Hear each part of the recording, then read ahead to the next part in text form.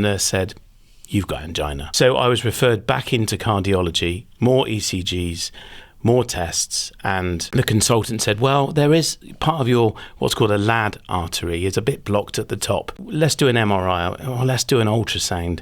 I said, look, can't we just do another angiogram? Just go and have a proper look. So she said, okay. So she said, what we'll also do is what's called a wire pressure test, where they put a wire into the artery that's affected and then give your heart a drug that makes it feel like it's turned to brick and is trying to punch its way out of your rib cage. And you really can't breathe. It's not very nice. So I go in, he said, count to 20, it will start.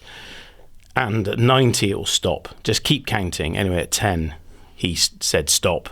And I literally couldn't breathe. It was horrible. And I heard one of the staff said, yep, positive result. And I thought, oh, that's good. Turns out that's not good. And my surgeon, who I've got to know quite well, comes around and she says, 16 months ago, this lad artery was 25% blocked.